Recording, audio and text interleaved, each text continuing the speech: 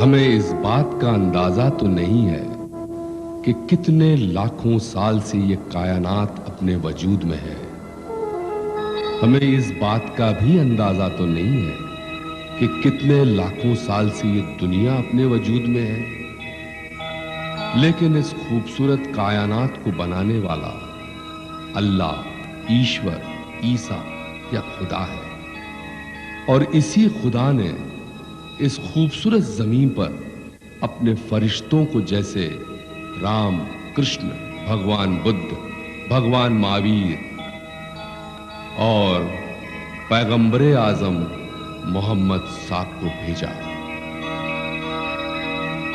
पैगंबर मोहम्मद साहब के साथ ही इस्लाम धर्म का जन्म हुआ। अल्लाहु अकबर, अल्लाहु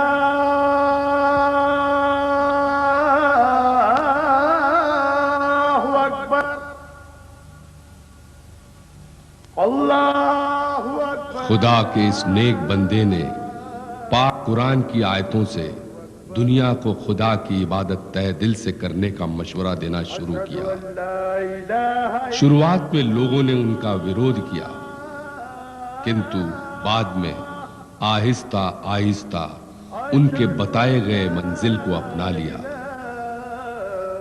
पैगंबर मोहम्मद साहब की दिली ख्वाहिश थी कि इस्लाम धर्म सारी दुनिया में फैले, लोग उसे अपनाएं। इसी बात को मद्देनजर रखते हुए उन्होंने हिंदुस्तान में हजरत ख्वाजा गरीब नवाज को भेजा। उनके कदम जैसे ही हिंदुस्तान में पड़े, उनके बताए गए रास्ते पर चलने के लिए लोग बेकरार हो गए। इस्लाम धर्म को लोगों ने मोहब्बत से इख्तियार कर लिया और यहीं से हिंदुस्तान में इस्लाम धर्म वजूद में आया। गरीब नवाज के नूर से कई चमकदार रोशनी निकली जो पूरे हिंदुस्तान में गुजरती हुई दिल्ली, आगरा, पटना शरीफ, भागलपुर, छपरा शरीफ और चिटगांव में पैबस्त हो गई। और एक नूर रामपुर जिला भैंसोड़ी शरीफ में जाकर ख्वाजा मोहम्मद हसन शाह में पैबस्त हो गई। वारे मेरे मुन्ना, वाह मेरे लल्ला, प्याले प्यारे मुन्ना, वाह वाह वाह वाह। हमारे लल्ला का नाम मोहम्मद हसन रखेंगे। माशाल्लाह माशाल्लाह, मोहम्मद हसन रखा जाएगा भाई। मोहम्मद हसन शाह का जन्म सन 1872 में रामपुर जिले के एक छोटे से गांव भैंसोड़ी शरीफ में हुआ।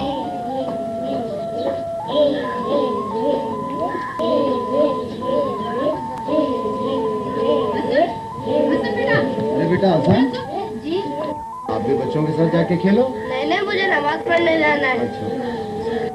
बचपन से ही उनका रुख खुदा की इबादत में ज्यादा रहा। उनकी मंजिल घर से मस्जिद तक सिर्फ रही। ऐसे थे हमारे ख्वाजा मोहम्मद हसन शाह। मैंने कहा ना मुझे नमाज पढ़ने जाना है। अच्छा बाबा तू जा। बचपन की चंचल आदतों से हमेशा दूर रहे और खुदा के इबादत के सिवा उन्हें कोई काम अच्छा नहीं लगता था।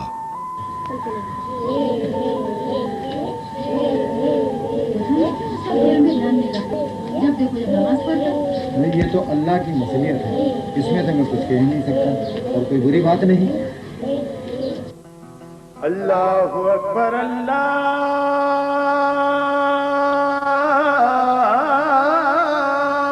अकबर, अल्लाहु अकबर, अल्लाह।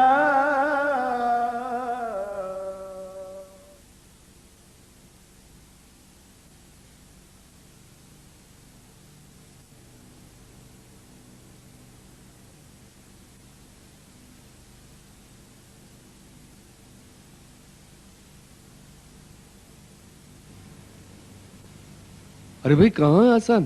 यहीं कहीं होगा। अरे भाई जब देखो इबादत ही करता रहता है। अपने कपड़े के कारोबार को समझना है, सीखना है। सीख जाएगा, अभी उम्र ही क्या है। अरे तो भाई छोटा तो नहीं रहा, काफी बड़ा हो चुका है। कहाँ है हसन? दीन दुनिया से दूर वो हमेशा फकीरों की खिदमत करते रहते थे। माँ बाप के लाख चाहने पर भी घर के कारोबार पर ध्यान नहीं देते थे। आहिस्ता आहिस्ता वह फकीरों की सोबत में इस कदर रम गए कि घर के किसी के रोकने पर भी वो नहीं माने। लाख उनके माँ बाप ने उन्हें दुनियादारी की तरफ मोड़ना चाहा, पर वो नहीं मुड़े। उनकी दुनिया सिर्फ खुदा की इबादत और फकीरों की खिदमतगारी में थी। खुदा के चाह के आगे दुनियादारी नहीं टिक सकी।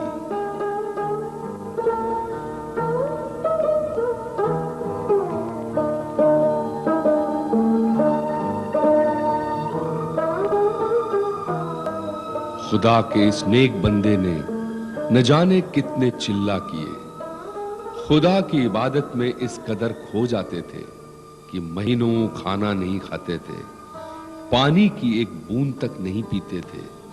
ऐसे वक्त पर बस वो होते थे और उनका खुदा।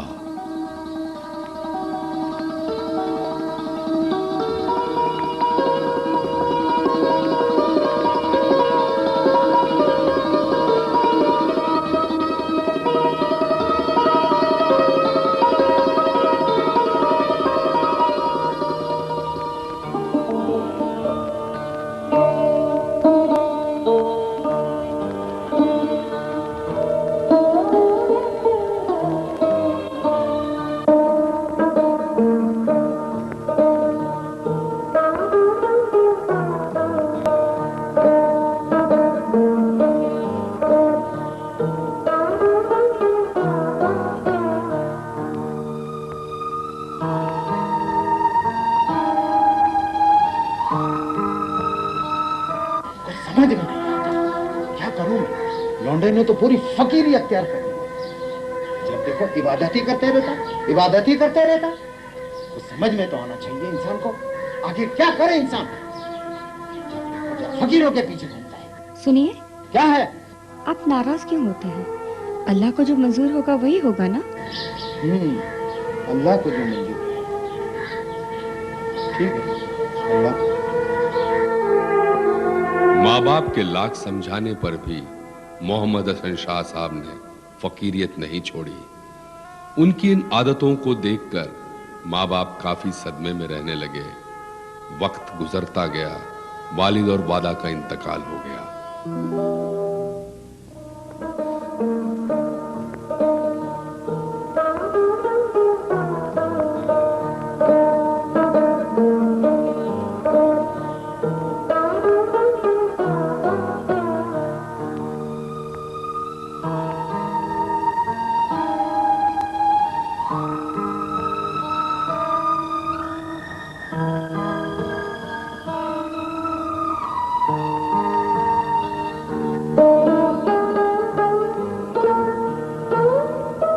भाई हसन, तुम हमारी बहुत खिदमत करते हो।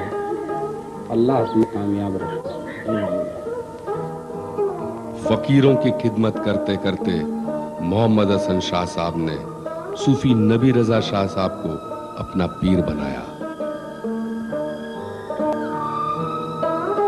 उनको अपने पीर साहब से इस कदर मोहब्बत थी जिसका जिक्र अल्फाजों में नहीं किया जा सकता। एक दिन बैठे बैठे उन्होंने अपनी मोहब्बत का नजराना, एक लंबी गोलदार खूबसूरत टोपी, खुद अपने हाथों से सीकर उनके लिए ले गए। हुजूर, ये टोपी मैंने अपने हाथों से आपके लिए बनाई। वाह वाह वाह वाह वाह, खूब, बहुत अच्छे, बहुत अच्छे। माशाअल्लाह माशाअल्लाह, बहुत खूब। अरे भाई हसन, ये टोपी नहीं, ये ताज है। आज से तुम्हें इस दुनिया में इस ताज से पहचानेंगे और ये ताज तुम्हारा नाम रोशन करेगा। आमीन। और उसी दिन से वो खूबसूरत सफेद लंबी टोपी ख्वाजा मोहम्मद हसन शाह साहब की शान और पहचान बन गई। जहां कहीं भी उस ताज को पहने हुए लोगों को कोई देखता तो यही कहता कि ये सब ख्वाजा मोहम्मद हसन शाह साहब के मुरीद हैं। हुजूर, हुजूर, हुजूर, हुजूर, हुजूर, हुजूर। और एक दिन ऐसा भी आया जब उनके पीर नबी रजा उन्हें इस दुनिया में छोड़कर खुद दुनिया से पर्दा कर गया। उनकी जुदाई में वो बच्चों की तरह रोए। अंदर से बिल्कुल टूट से गए।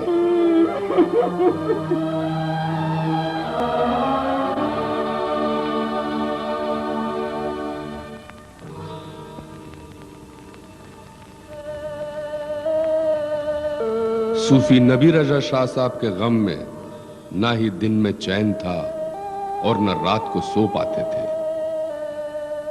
एक दिन नबी रजा शाह साहब ख्वाब में आकर बोले, बेटे हसन, मेरे भाई इनायत हसन को आज से अपना पीर समझ के खिदमत करना। और उनके भाई सूफी इनायत हुसैन शाह साहब को अपना पीर बनाया और उन्हें भैंसुड़ी शरीफ लाकर उनकी खिदमत करने लगे। वक्त गुजरता गया। वक्त के साथ साथ इनायत हुसैन शाह साहब सन 1942 में दुनिया से पर्दा कर गए, पर जाते जाते मोहम्मद हसन शाह साहब को अपनी सारी रूहानी ताकतें दे गए। तभी से ख्वाजा मोहम्मद हसन शाह साहब के रूप में दुनिया के सामने आए और कई करामातें दिखाई।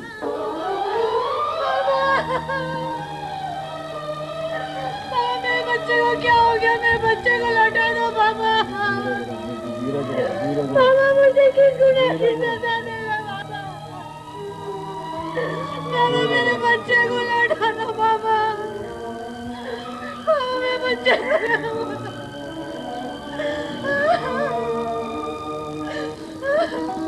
कहाँ बच्चा तो जिंदा है? मुन्ना मुन्ना मुन्ना पापा।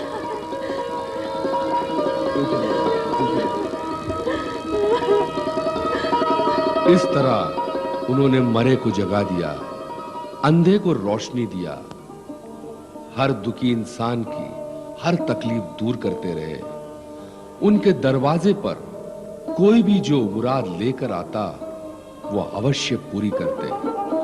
उनके इन रूहानी करिश्मों से लोग इतना प्रभावित हुए कि भारतवर्ष तो क्या, दुनिया के कोने कोने से हजारों के तादाद में आकर उनके मुरीद होते गए।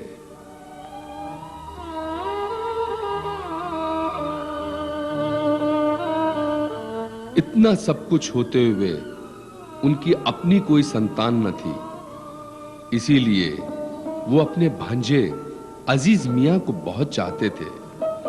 उन्हें ऐसा लगता था कि ये वही उनका बेटा है। बस अजीज मियां को ही उन्होंने अपना बेटा माना। वक्त गुजरता गया। इसी दौरान अजीज मियां सांसारिक रिश्तों में बंध गए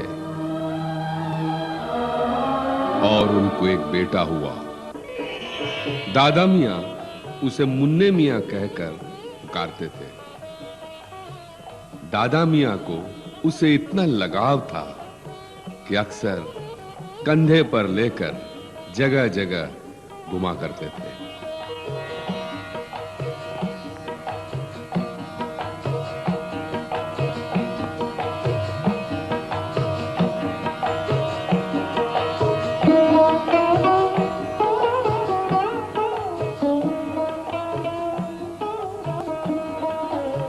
दादा मियां और अजीज मियां के प्यार दुलार के झूले में मुन्ने मियां का बचपन गुजरा।